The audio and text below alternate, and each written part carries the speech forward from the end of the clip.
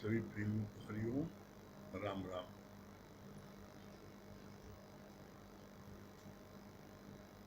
गुरु जी इतनी अच्छी बात बोल रहे थे। गीता भगवान के लिए क्या बोला? हम तो फिर भी विकारों में सने थे, लेकिन ये तो शुरू से पाक पवित्र, ऐसे गुरु के बच्चे हम सब।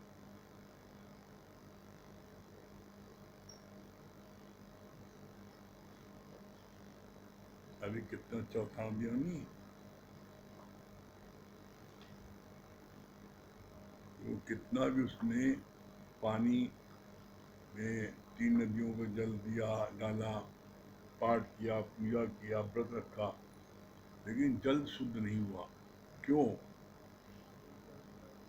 बोला जब तक उस जूते को नहीं निकालेंगे कुएं से, तब तक उसका जल शुद्ध नहीं हो सकता। कुएं से जूते को निकालें और उसके बाद में बोला कि 100 बाल्टी पानी निकाल दें, तो वो पानी जो है, जो बदबू कर रहा था चमड़ेदार, वो ठीक हो जाएगा। पूजा पाठ करने से, जब तक करने से पानी शुद्ध नहीं होगा। इसलिए वो ये बोलते हैं, अपने मन की करो सफाई, तभी देगा प्रीतम दिखाई। हम लोगों का 18वें अध्याय का 40 से 44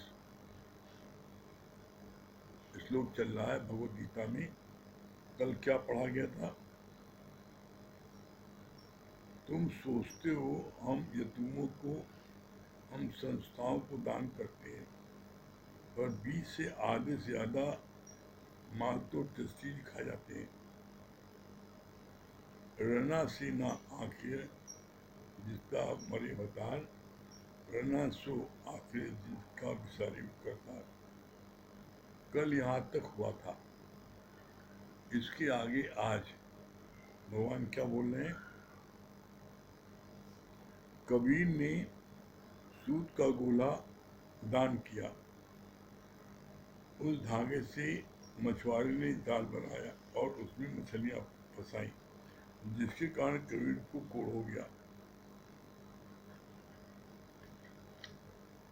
तुझको कहाँ ढूंढ रे बंदे, मैं तो तेरे पास में, खोजी हुए तुरंत मिल जाए एक पल की तलाश में, मैं तो हूँ विश्वास में। कितनी अच्छी बात बोली भगवान ने। क्या कहा?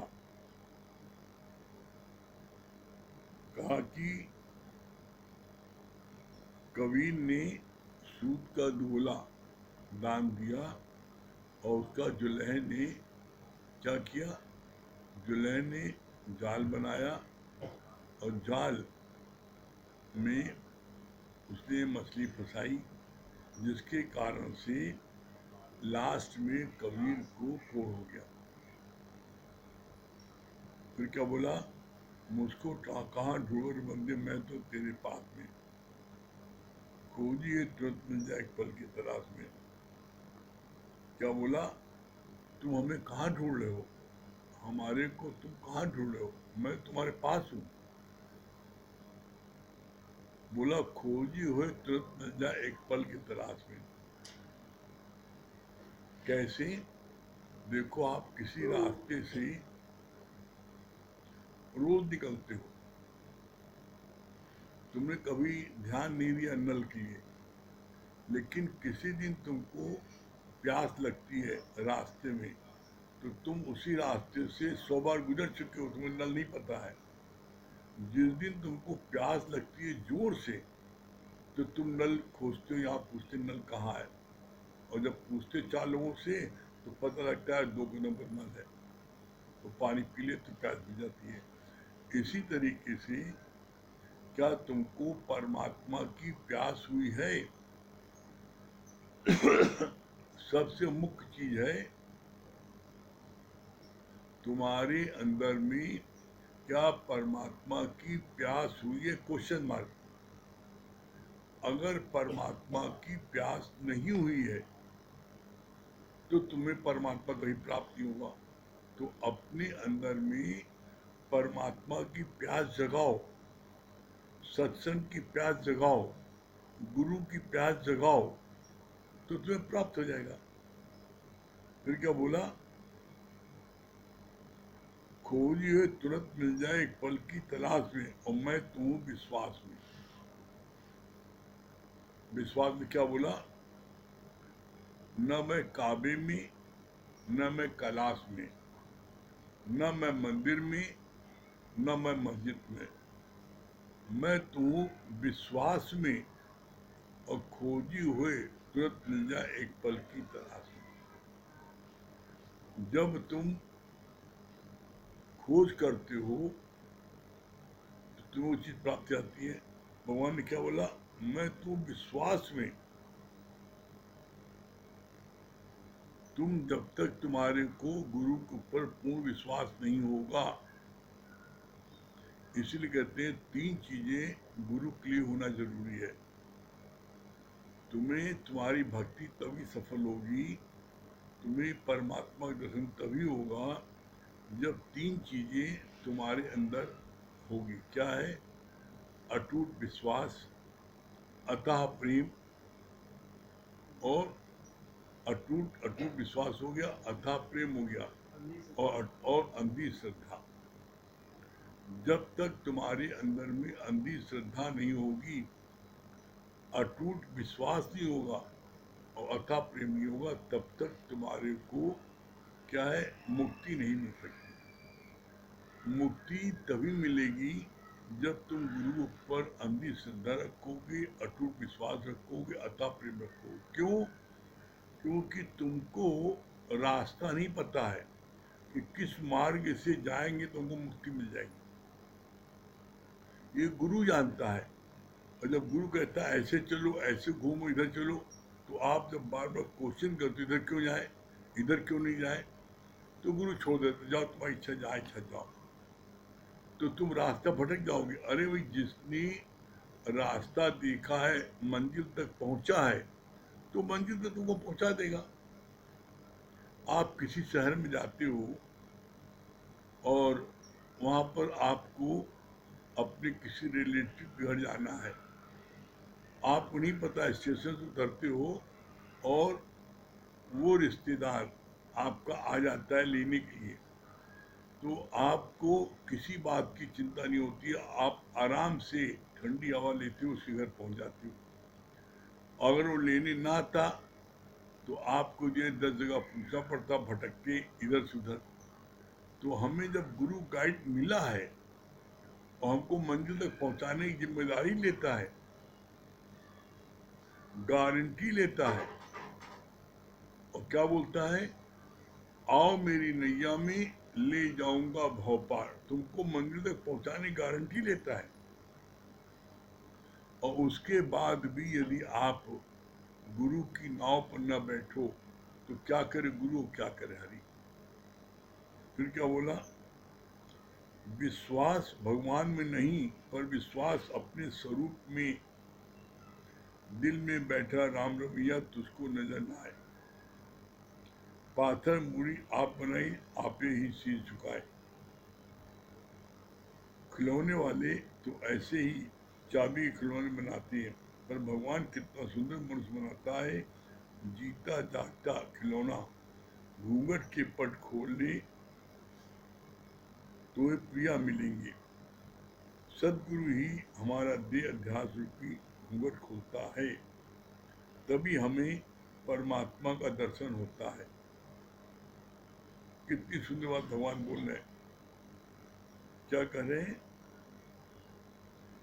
विश्वास भगवान में नहीं, विश्वास अपने स्वरूप में। तुम्हारा स्वरूप कौन सा है, सत्य चित्त आनंद। जब ये सत्य परमात्मा चित्त में धारण होता है तो आनंद की प्राप्ति होती है। जब ये परमात्मा चित्त में धारण ही नहीं हुआ तो कहाँ शांति मिलेगी।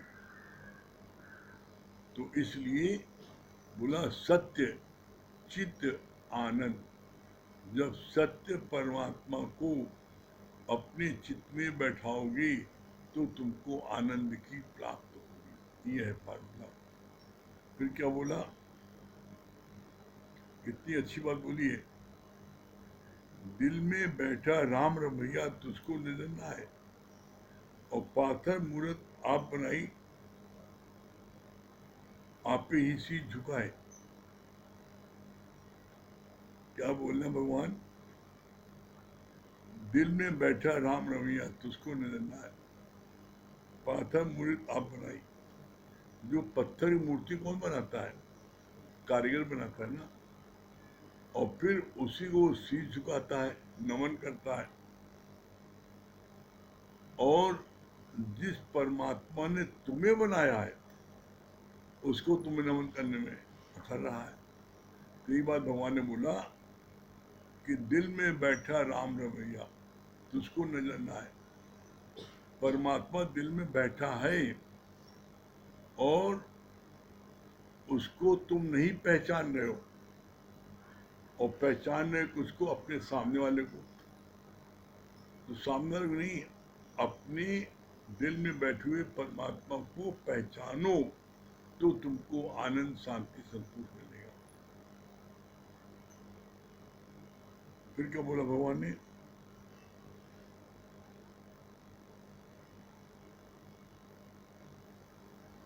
खिलौने वाले तो ऐसे ही चाबी के खिलौने बनाते हैं, पर भगवान कितना सुंदर मनुष्य बनाता है, जीता जागता से। जो परमात्मा खिलौना बनाया और उसमें जितनी चाय भरी उतनी साल तक वो आदमी जीता है। और नहीं चल मेरे भाई, बाहर के खिलौने में क्या होता है, कारीगर जितनी चाबी भरता है उतना ही वो खिलौना चलता है। लेकिन परमात्मा के द्वारा जो खिलौना बनाया जाता है उसकी चाबी भरता है परमात्मा, और फिर तुमको छोड़ देता है, और तुम उस परमात्मा के दिए हुए खिलौने को तुम गंदा करते हो, तो इसमें किसका दोष है। इसलिए कहते हैं दिल में बैठा राम रमैया तुझको नजर ना है। जो तुम्हारे हृदय में बैठा है परमात्मा और तुम्हें नजर नहीं आ रहा है, तो उसका गलती किसकी है, गलती तुम्हारी खुद है ना। अपने दिल में राम को बैठा करके और तुम बाहर भीख मांग रहे हो। फिर क्या बोला भगवान ने, घूंघट के पट खोल दे तो पिया मिलेंगे। सतगुरु ही हमारा देह अध्यास रूपी घूंघट खोलता है, तभी हमें परमात्मा का दर्शन होता है।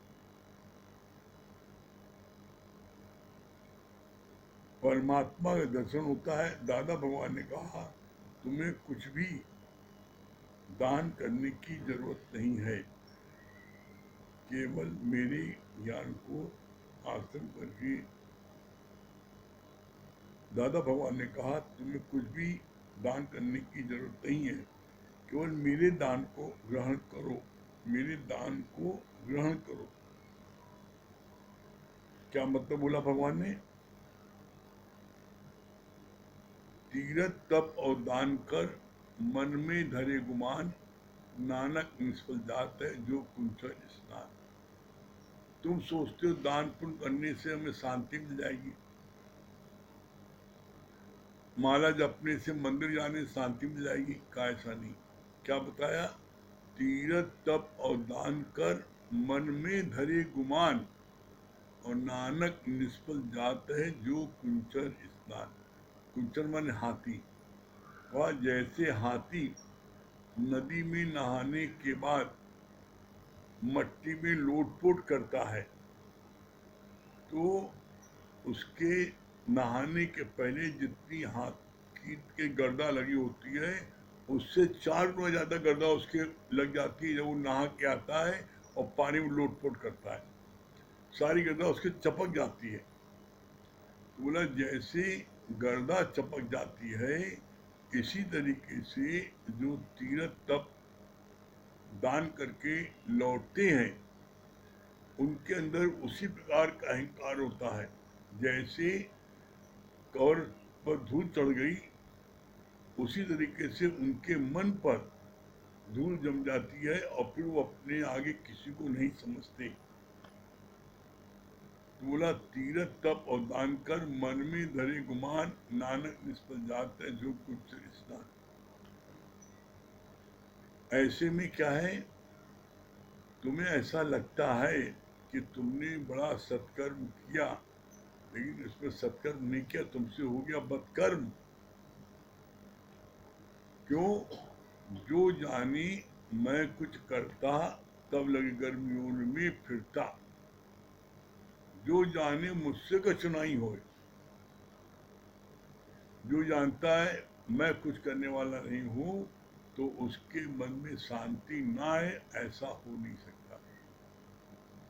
तुम अपने मन से सिर्फ एक सेंटेंस निकाल दो, मैं कुछ करने वाला नहीं हूं, और ये सत्यता यही है। तुम अगर एक फुल्का बना लेते हो तो वो भगवान की शक्ति उस समय तुम्हारे पास आई, तुम्हारी शक्ति नहीं है।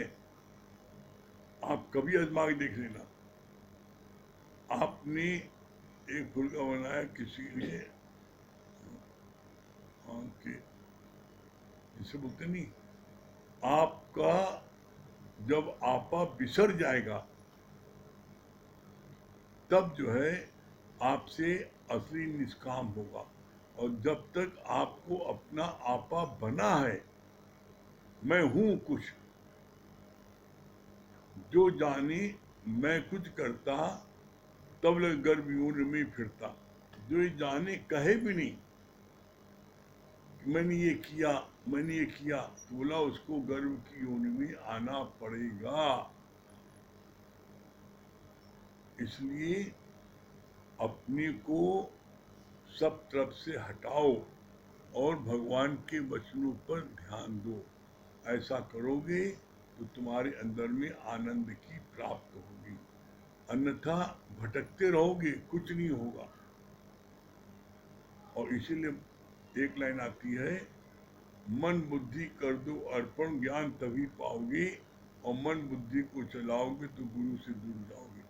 ये मन बुद्धि नहीं मानती, मनोबुद्धि बार बार हाथ आ जाती है, तो इसको चट करो, इसको पीस दो, कुचल दो।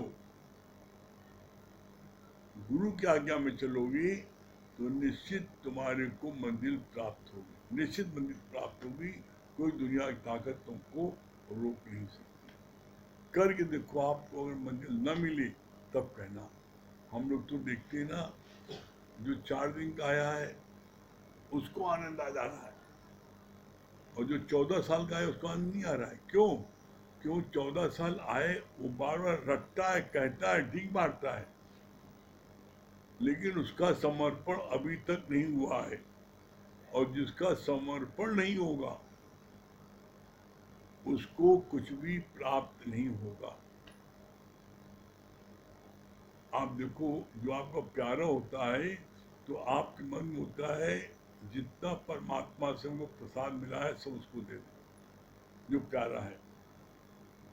तो यही भाव आपके अंदर रहना चाहिए कि जैसे गुरु ने हमको बनाया है वैसे हर एक को बनाया। ऐसा नहीं गुरु सारे कुछ हमें दे दो, हमें दे दोगे तो वो चीज उचित नहीं है। ठीक है?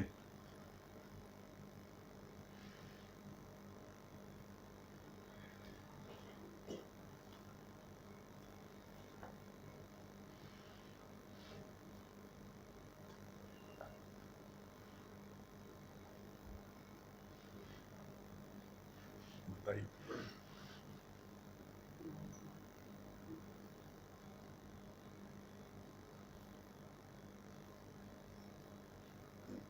तो हमें क्या लगता है?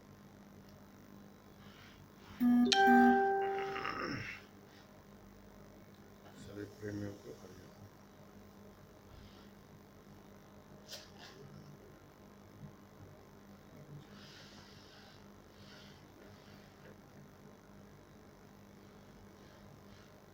सभी प्रेमियों को हरि ओम। कितनी अच्छी वाणी अभी चल रही थी। गुरु जी ने बताया कि जिसका समर्पण नहीं है वो चाहे जितने साल से भी आए कोई लाभ नहीं। ये बात तो हम लोगों बार बार फील करते हैं। होता क्या है कि ज्ञान में आने के बाद आते आते ना जैसे पठार आ जाता है जीवन में। जिस तरीके से एक ही दर पे पानी गिरता रहता है तो काई जम जाती है और सफाई नहीं होती है तो वहाँ जो है काई जम जाती है, फिसलन होती है, फिसल करके गिर जाता है आदमी। उसी प्रकार से जीवन में जब सत्संग में हम आते हैं तो जितना नज़दीक आते हैं ना उतना गुरु का हम जो है वैल्यू जो है कम कर देते हैं। यही एक रीज़न है, यही एक कारण है जो बिल्कुल ज्ञान जो है, जो आनंद, जो शांति जो पहले था जीवन में, अब वो धीरे धीरे नहीं आता। आज जो नए लोग हैं उनको ज़्यादा एक्टिव होता है, उनको ज़्यादा तेज़ी से ज्ञान लगता है, क्योंकि उनका हृदय जो है बिल्कुल शुद्ध होता है, पाक पवित्र होता है, गुरु के प्रति झुकाव ज़्यादा होता है। तो आज वाणी में भी यही चल रहा था कि गुरु जो कहते हैं कोई भी बात, तो कोई अपने घर की कहानी किस्सा कहते हैं। गुरु एक परमात्मा के स्वरूप हैं, ज्ञानी है, ब्रह्म ज्ञानी है। तो वो कोई भी बात कहते हैं तो उसको तत्क्षण मान लेना चाहिए, क्योंकि उनकी धारा जो है, वाणी धारा जो चलती है वो परमात्मा से लिंक होके आती है। और जब लिंक होके आती है तो हम लोग को कुछ कहा जाता है कि बेटा ये काम कर लो, तो उसमें हम लोग लेकिन लगा देते हैं। जब लेकिन लगा देते हैं तो वो गुरु जी की वो धारा जो हम लोग को डायरेक्ट ट्रांसफ़र होने वाला होता है वो कट जाती है। फिर एज इट इज वो हम लोगों को नहीं मिल पाता है। क्यों? कि हम लोगों ने बीच में क्वेश्चन लगा दिया, कट कर दिया, तो वो चीज़ नहीं आ पाती है। और जो कह दिए गुरु जी ये चीज़ करना है, ये अगर तो उसको तत्क्षण मान लिए, समझ लिए, वो कार्य कर लिए, तो आपको हमेशा आनंद की प्राप्ति होगी। गुरु चाहता है कि जिस स्थिति में हम हैं वो आनंद की प्राप्ति आपको भी देना चाहता है। लेकिन हम लोग क्या करते हैं, मन बुद्धि को चलाते हैं और ज्ञान से भी दूर जाते हैं और धीरे धीरे गुरु से भी दूर चले जाते हैं। तो मन बुद्धि अपना ना चलाएं, और मन बुद्धि चलाएंगे तो ज्ञान से, गुरु से, दोनों से दूर हो जाएंगे। तो मन बुद्धि अपना ना चलाएं और ज्ञान गुरु का जो है समर्पण जब अपना करेंगे तभी जा कर के ये जीवन जो है आनंद और शांति प्राप्त होगी। बहुत अच्छी बात चलती है, जैसे हम भजन गाते हैं कि गुरु शरण में आइए। तो गुरु शरण के आने का मतलब है कि जब गुरु के शरण आए निमाना होकर के। देखिए, निमाना को संक्षेप में देखिए, निमाना मतलब वहाँ मन नहीं होता है। निमाना मतलब होता है कि बाहर तरफ से आप झुके रहिए, मुड़े रहिए, और निमाना बिल्कुल ना मन। जब ना मन रहता है, मन मर जाता है, तो गुरु के आगे बिल्कुल समर्पित होते हैं। तो गुरु, जब हम गुरु के आगे सर झुका करके निमाना होकर बैठते हैं तो गुरु हमारे अंदर वो फिर ज्ञान डाल देते हैं। और कैसे डाल देते हैं पता ही नहीं चलता है। पता तब चलता है जब जीवन में ऐसी कोई परिस्थिति आती है, ऐसी कोई घटना आता है, घर में, परिवार में, रिश्तेदार में, मोहल्ले में, तब तक पता चलता है कि गुरु के ज्ञान की वैल्यू क्या है। क्योंकि हम लोग कहीं इधर उधर जाना होता है तो गुरु जी के यही वचन जो हम लोगों को लगता है कि ऐसे है बात है, लेकिन यही वचन अगर किसी और को बताया जाता है तो वो कहता है कि ये अमृत वचन आप कहाँ से बोल रहे हैं, कहाँ से सीखे हैं, उनसे हमको मिलाइए। तो तब ये फील होता है कि वाह, ये वाणी में कितनी ताकत है। हमें तो लगता है ऐसे ही है, गुरुजी बोल दिए हैं, लेकिन फिर पता चलता है कि इस वाणी में कितनी ताकत है। बाकी घर परिवार में आए दिन कुछ न कुछ होते रहता है। अभी कुछ दिन पहले गुरुजी ने हमें बताया था कि भगवान भोले शंकर जो हैं उनसे भी बढ़ कर के हम लोग हैं। तो जब पहली बार सुने तो हमको आश्चर्य हुआ कि हम लोग भगवान भोले शंकर से बढ़ कर के कैसे हैं। तो गुरुजी ने इनका बहुत अच्छा समझा के हम लोग को बताया कि देखो, भगवान भोले शंकर अपने पूरे जीवन काल में एक बार विष पिए थे। उनका फिर वो जब विष पिए तो उनका कंठ जो है नीला हो गया और उसी प्रकार से उनका नीलकंठ नाम पड़ा। और हम लोग क्या है, अ, हम लोग रोज जो है, भगवान बोले शंकर एक बार पूरे जीवन काल में विष पिए, और हम लोग संसार में रह करके, घर परिवार में रह करके रोज विष धारण करते हैं। कैसे करते हैं, गुरुजी ने इनका बहुत अच्छा बताया जो है कि बेटा उल्टा चल रहा है, पत्नी उल्टी चल रही है, घर परिवार में और भी सदस्य हैं, कर्म प्राणी हैं, तो ऐसी कोई बात बोल देते हैं कि वो जहर के समान लगता है और हम लोग तिलमिला जाते हैं, तो कहीं ना कहीं वो घुट हम लोग पी जाते हैं। तो इस तरीके से बताया गुरुजी ने कि तुम लोग भगवान से भी बढ़ कर के हो। पहले तो ये लगता था कि हम लोग भगवान से बढ़ कर के कैसे हैं, लेकिन एक एक शब्द हम लोगों को इस तरीके से बताएं, गुरुजी समझाएं, बैठ करके पुचकार करके बुला करके फुसला करके कि बेटा ये जानो, ये समझो, ये यथार्थ है, तब जा कर के कहीं बात समझ में आती है। नहीं तो हम लोग तो समझते थे कि क्या ऐसा ही है। लेकिन यही वाणी अगर किसी और को बताया जाता है, जैसे जो बात चल रही है, जो बात बोले जाते हैं, यही गुरुजी बोलते हैं, तो यही शब्द आप लोग को दिल को छू जाता है, यही शब्द हम बोल रहे हैं तो आप लोग को कोई असर नहीं पड़ता है। क्यों कि अभी वो जीवन में हम अच्छी तरीके से नहीं लगाए, ना उस पर खरे उतरे हैं।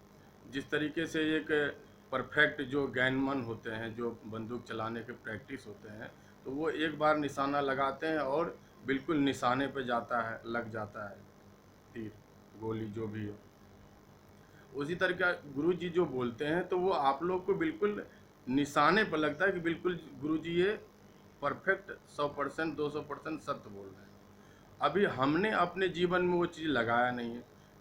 बार बार बात चलती है कि जो अपने जीवन में लगाए वही बात बोले, वही वाणी बोले। तो अभी हम लोग का शब्द जो है दिल को नहीं छू पाता है। गुरुजी हम लोग को बार बार यही सी अभ्यास में लगाए हुए हैं कि इस अभ्यास में रहो।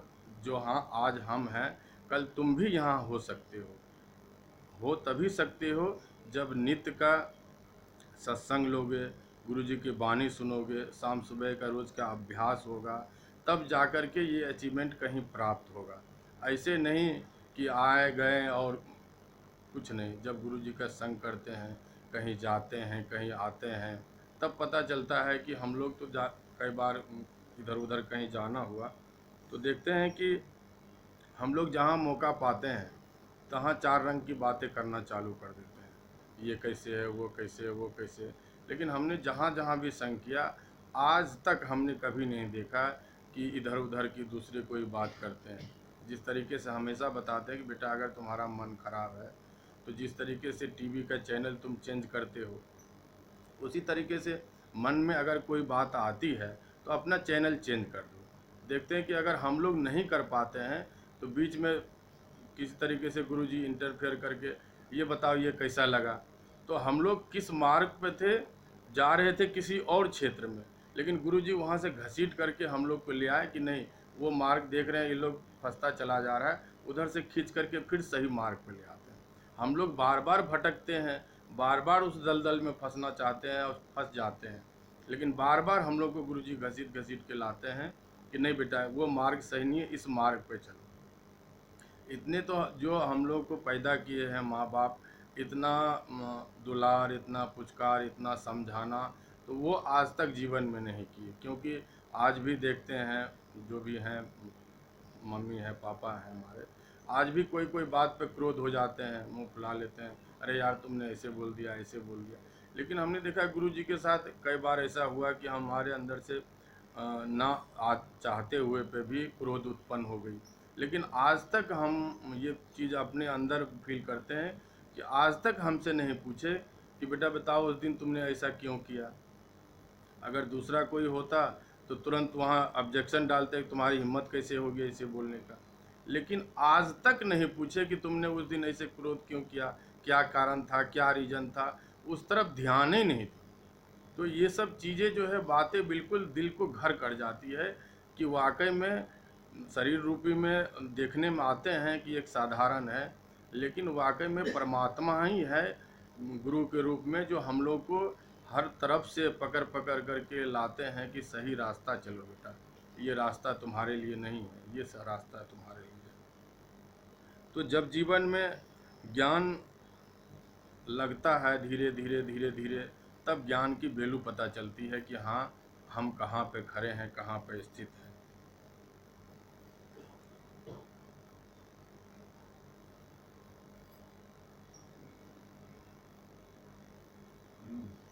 आइए बंदा आइए। जैसे भजन हम लोग गाते हैं, मुझे तूने सतगुरु सब कुछ दिया है, मुझे तूने सतगुरु सब कुछ दिया है, तेरा शुक्रिया है, तेरा शुक्रिया है। जो भी दिया है अच्छा दिया है, जो भी दिया है अच्छा दिया है, तेरा शुक्रिया है, तेरा शुक्रिया है। न मिलती अगर मुझको यह दान तेरी, दुनिया में क्या थी औकात मेरी।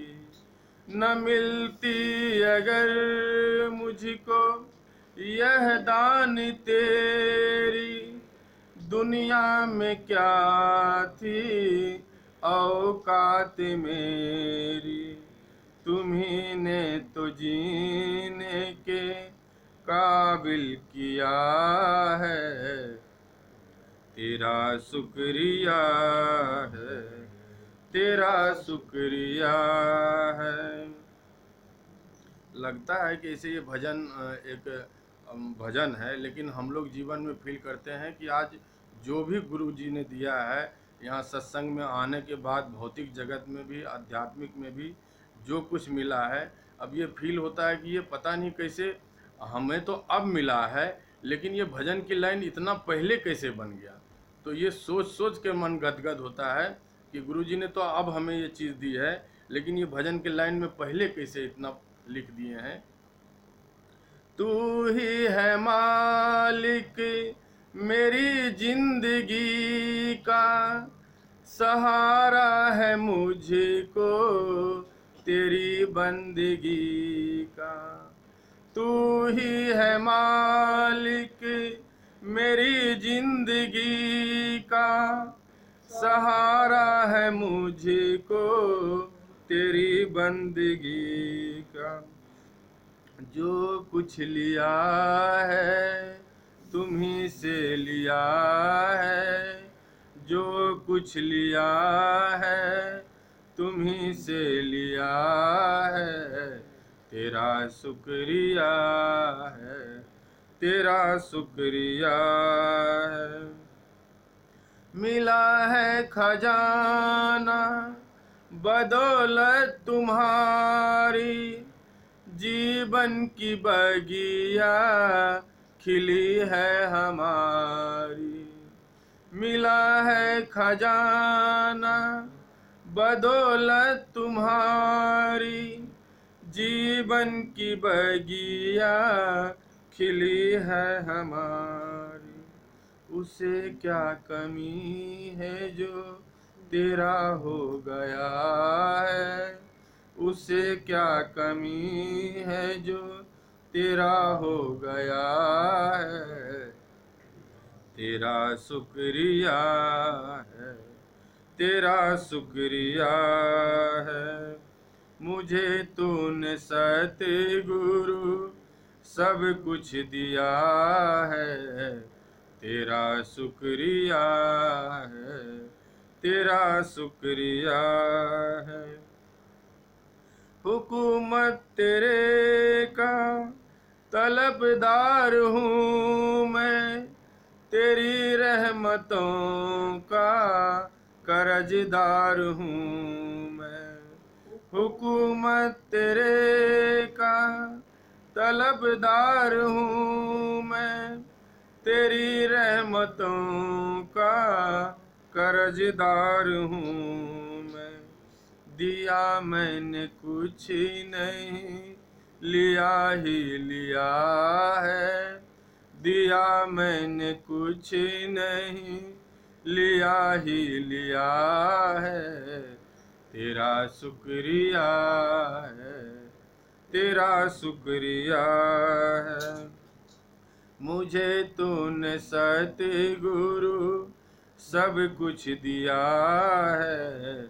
तेरा शुक्रिया है, तेरा शुक्रिया है। तेरे प्यार में ऐसी तासीर दादा, आवागमन से सहज ही छुराता। तेरे प्यार में ऐसी तासीर दादा, आवागमन से सहज ही छुराता। जन्मों का भटका था, अपना लिया है। जन्मों का भटका था, अपना लिया है। तेरा शुक्रिया है, तेरा शुक्रिया है। मुझे तूने सतगुरु सब कुछ दिया है। तेरा शुक्रिया है, तेरा शुक्रिया है। हरिओम।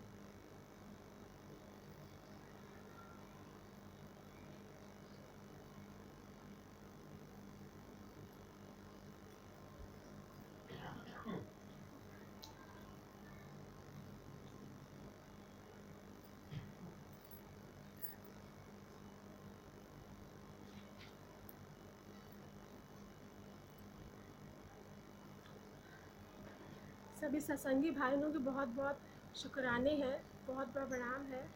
हरि ओम करती हूँ। बहुत शुक्राने हैं कि हम इस सत्संग में आए। इतने करोड़ों अरबों लोगों ने, भगवान ने, गुरु जी ने हम ही लोगों को चुना है। ज़रूर कुछ पिछले जन्म का पुण्य होगा, इसीलिए हम लोग आए हैं। इतना आसान नहीं है सत्संग में आना। ये बहुत बहुत रेयर, बहुत देखते हैं आप लोग 100 में 1 को सत्संग जाता है। ये सत्संग, ये मत सोचिए कि बुढ़ापे वाला है, घंटी बजाना, पूजा पाठ, ये नहीं। सत्संग ये आर्ट ऑफ लिविंग है। जीते जी आपको कैसे जीना है। इवन हर दुख में, हर चीज़ में उलझन जो आती रहती है, रोज़ आपको फॉरगिव एंड फॉरगेट करना सिखाता है।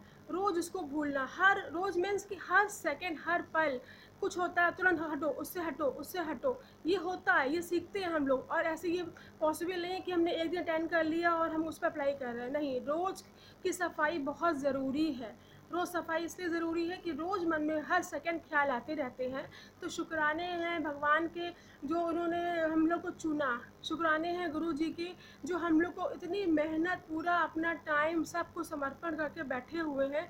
हमें अपनी कृपा करनी है कि हम कितना टाइम देते हैं। हम अपने लिए नहीं कर सकते, वो तो सबके लिए करते हैं, सबके लिए करते हैं, सबका ध्यान रखते हैं। एक फैमिली का जो मेन होता है वो उतना नहीं ध्यान सकता जितना वो हम सबका ध्यान रखते हैं। अनगिनत शुक्राने हमारे गुरु जी को, जो हमारी ज़िंदगी संवार दिया, हर पल हमको फॉरगिव, उससे उबरना सिखाया कि जो कुछ है उसको हटाना। जैसे आप, एक स्विमर होता है, एक तैराक होता है, तैरता जाता है और आगे बढ़ता जाता है, पैर से अपने पानी को पीछे करता जाता है, तो वो आगे बढ़ता जाता है। ऐसे नहीं कि पानी बार बार नहीं आएगा, बार बार आता है, तुरंत तुरंत आता है, बट हम उसको निकालना सीख जाते हैं। एक एग्जाम्पल ये है कि हम अच्छे तैराक की तरह इस छोटी छोटी चीज़ों को छोड़ छोड़ के, हटाते हुए आगे निकल दें, उसको मन में ना रखें।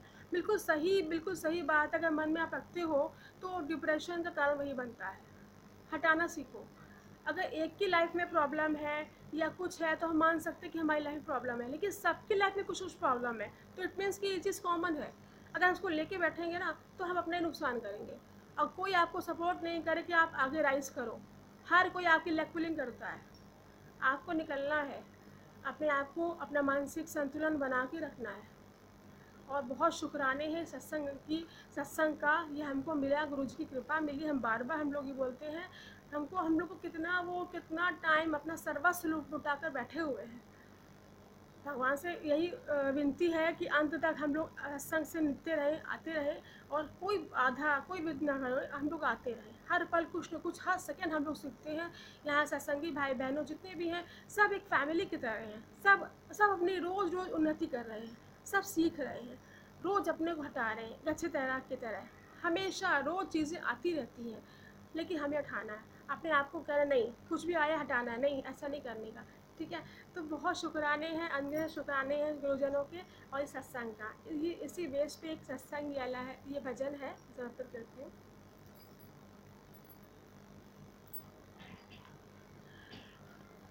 मिलती है बड़े भाग्य से सत्संग की ये घड़ी, मिलती है बड़े भाग्य से सत्संग की ये घड़ी। होती है सतगुरु के उन पर कृपा बड़ी, मिलती है बड़े भाग्य से सत्संग की ये घड़ी। फिरता रहा जहाँ में खुशी की तलाश में, फिरता रहा जहाँ में खुशी के तलाश में। हर मोड़ पे थी सामने उलझन मेरे खड़ी, हर मोड़ पे थी सामने उलझन मेरे खड़ी। मिलती है बड़े भाग्य से सत्संग की ये घड़ी। भूला रहा मैं खुद को खुदा की तलाश में, भूला रहा मैं खुद को खुदा की तलाश में। वो ख्वाब था खुदा की रूह मुझ में है बसी, वो ख्वाब था खुदा की रूह मुझ में है बसी। मिलती है बड़े भाग्य से सत्संग ये घड़ी। उलझा रहा जहाँ के छोटे ख्याल में, उलझा रहा जहाँ के झूठे ख्याल में। पैरों में मोह माया की जंजीर थी पड़ी, पैरों में मोह माया की जंजीर थी पड़ी। मिलती है बड़े भाग्य से सत्संग की ये घड़ी। सत्संग में आके जाना जीवन के घर को, सत्संग में आके जाना जीवन के सार को। वरना ये जिंदगी भी वीरान थी पड़ी, वरना ये जिंदगी भी वीरान थी पड़ी। मिलती है बड़े भाग्य से सत्संग की ये घड़ी। सतगुरु शरण आने से अनुभव का दर खुला, सतगुरु शरण में आने से अनुभव का दर खुला। सफल हुई है जिंदगी जब गुरु की नजर पड़ी, सफल हुई है जिंदगी गुरु की नजर पड़ी। मिलती है बड़े भाग्य से सत्संग की ये घड़ी। होती है सतगुरु के उन पर कृपा बड़ी, मिलती है बड़े भाग्य से सत्संग की ये घड़ी। बहुत शुक्राने गुरुजी जो हम लोग को स्वीकार किया, बहुत बहुत शुक्राने। हरे जी।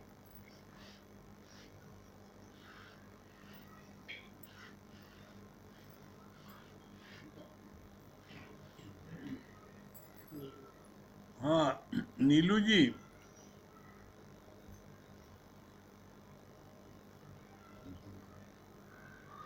नीलू जी क्या बता रही है? हरिओम गुरुजी। हरिओम। सच बात है गुरुजी,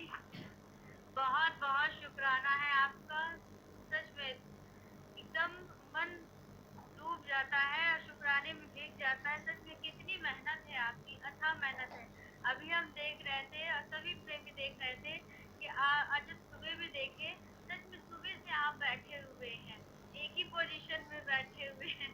और बताइए, हम लोग अपने आप को देखते हैं तो सच में कहीं ना कहीं शारीरिक कुछ लगता नहीं, रेस्ट हम कर ले, विश्राम कर ले, लेकिन आप सुबह से लेके रात तक हमारे लिए समर्पित है। रोम रोम शुक्राना है गुरुजी, रोम रोम आपका शुक्राना है। कितनी मेहनत है, हर पल जो है हमें कहीं ना कहीं मन एक एक को, यहाँ घर के एक परिवार को नहीं संभाल पाता व्यक्ति, लेकिन आपने पूरे परिवार, सत्संग रूपी परिवार को एक एक को संजो के, भैया, बाबू, मुन्ना, इतना तो सच में कोई माँ बाप भी नहीं कर पाता है जितना आप करते हैं गुरुजी। सच में आप। और हाँ, जी छोटू क्या गुरुजी। बोल रहे हैं? छोटे प्रभु जी, छोटे प्रभु गुरुजी जी। इधर आइए। अच्छा, हरिओ। बाकी हाँ, आइए। मिथिलेश जी, हरिओम गुरुजी। हरिओम।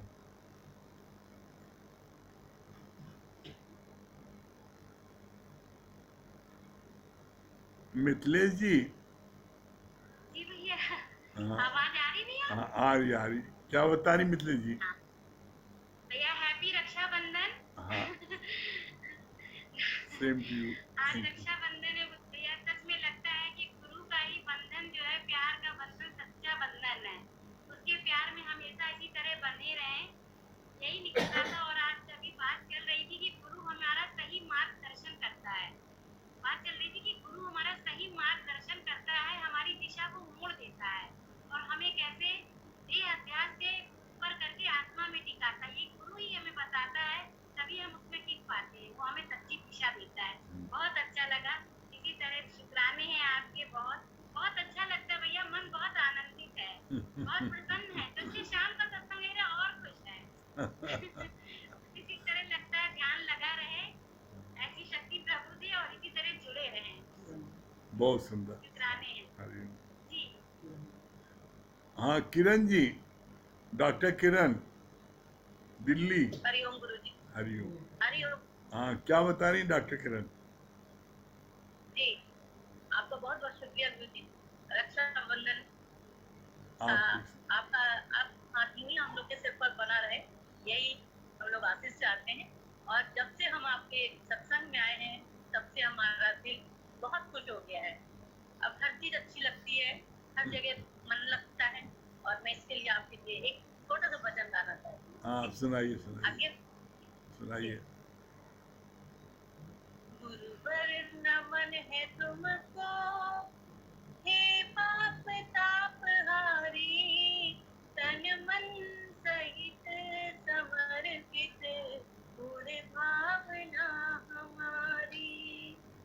गुरुवर नमन है तुमको, हे पाप ताप हारी, तन मन सहित समर्पित पूरे भावना हमारी। संकेत पर चलेंगे लेकर तुम्हारा संबल, अनुशासन पालन करके बांटेंगे प्यार निश्चल।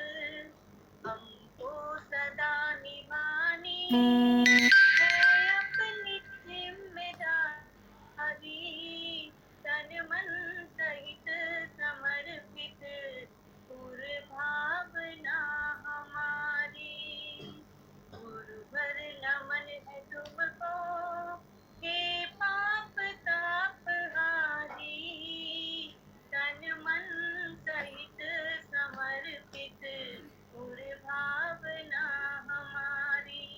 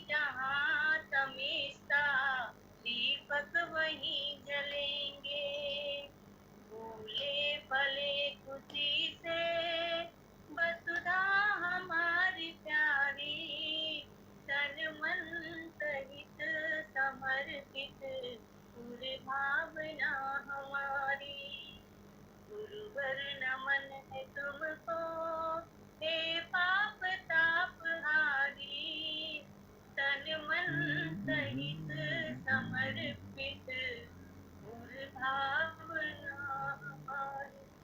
बहुत सुंदर डॉक्टर के लिए। हाँ दुर्गेश भैया दिल्ली।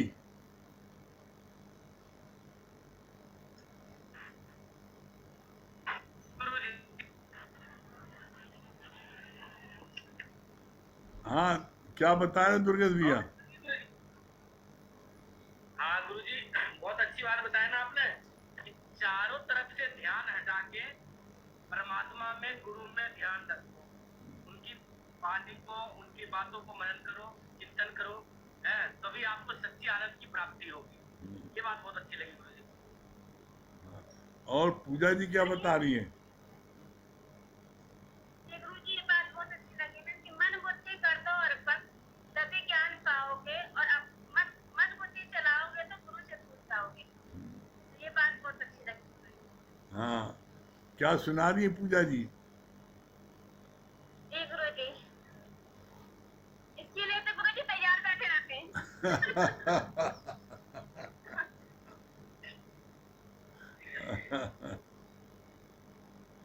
श्वास देना इतनी तो कम से कम, श्वास देना इतनी तो कम से कम, तुमसे मिलने से पहले ना निकले ये दम, तुमसे मिलने से पहले ना निकले जल्दी चलना पड़ेगा। ये दम, जो चलाता है ये सारे संसार को, जो चलाता है ये सारे संसार को, मैं भी कर लूं जरा उसका दीदार, तो मैं भी कर लूं जरा उसका दीदार, तो क्या पता